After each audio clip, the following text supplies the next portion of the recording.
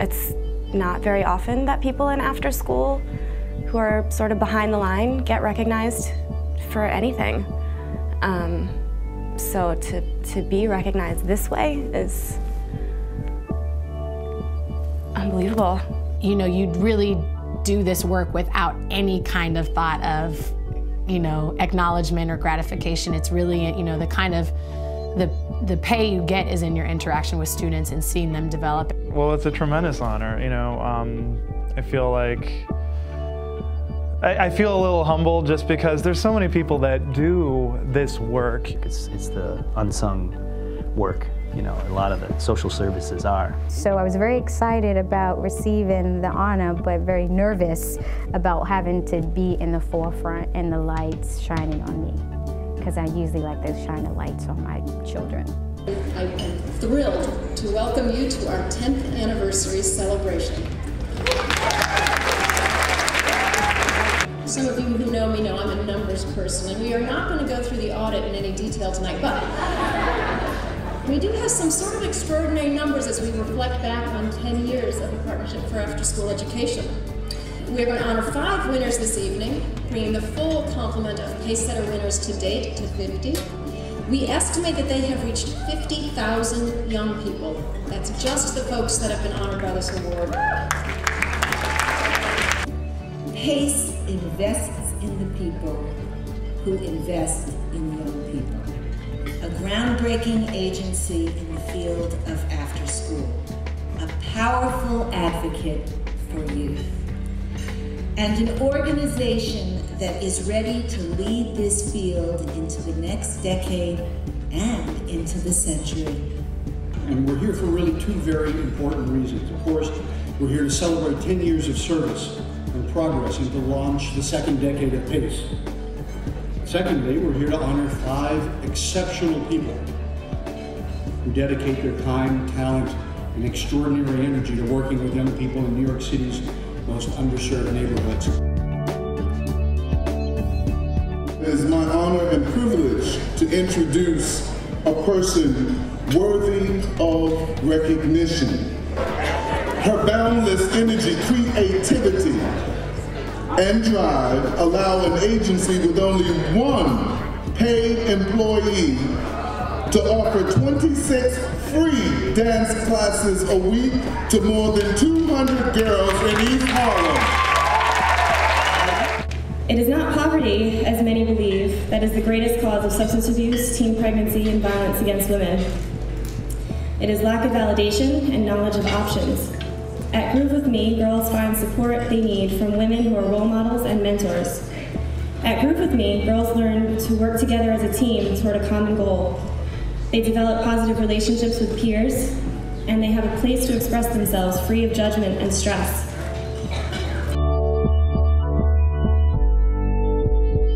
Before Michael arrived at Liberty Leads, our program, 60% of the boys in the program between 8th and 9th grades were dropping out.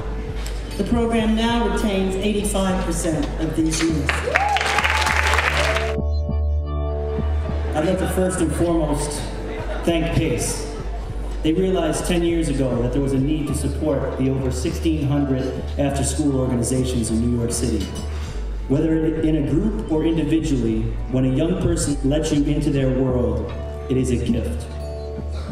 How you receive this gift will determine the course of the relationship and ultimately the progress of your work.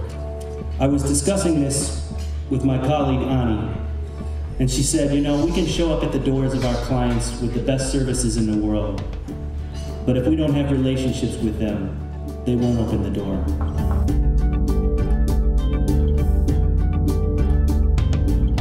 The next PASEsetter Award winner may or may not be familiar with Kenneth Graham's wonderful fable, The Wind in the Willows. But I'm sure he either thought or actually said the words that the mole said to the water rat in the beginning of that. When he said in a dreamy fashion, there is nothing, absolutely nothing, half so much worth doing as simply messing about in books. We started this thing 5-6 years ago. I remember the first race. I didn't even know what was going to happen. We showed up to this thing and we did not look like we belonged. I mean, we were the only diverse team, that's what they call us. And when the flag went down, and the referee said go, they won by one vote, and the second vote, and the third vote. And with about 300 meters to go, the coxswain, Minhee Song, turned to her left, and she turned to her right, and she peeked over the top of her stroke seat, and she said, "We're going to win." And as they crossed the finish line, I kid you not, tears were streaming down their faces because they had no idea, not a clue what they were capable of. They had no expectations. New York City had no expectations. Look at the power. You know, you provide them the resources and you provide them the expectation and they will deliver. I'm very thankful to be here tonight. I had the great honor to give this award to Coco. And the funny thing about it is that while I had the opportunity to talk to her a little bit outside, she reminds me a lot of a younger version of my mother, which is a great thing. Because while we were talking, she expressed a certain aura about her, made me want to follow her lead. When I first met Global Kids at the World's Conference on Racism in Durban, South Africa, I felt I was meeting kindred souls who wanted to see young people embrace, take part in, and challenge the world around them, both in their communities, locally, and in the farthest reaches of the globe. For me, this work is as much a love story as it is a lesson in survival. It is my honor, it is my hope, and I thank you so much for this award tonight. Thank you. In her 10 years at University Settlement, Tameeka has provided youth with engaging after-school opportunities, developed innovative programming, and shared her vast knowledge with her colleagues at University Settlement and beyond. At 3 p.m., when most working people are feeling sluggish, I'm gearing up for what I consider to be a magical experience. However, what's a magical time for me is a critical time for Miss Rodriguez, a single working mom with 3 school-aged children. It is in that moment that little Miguel focuses on playing rugby and becoming the MVP of the month. It is in that moment that little Jose forgets about his language barrier and becomes a part of the discussion during homework time.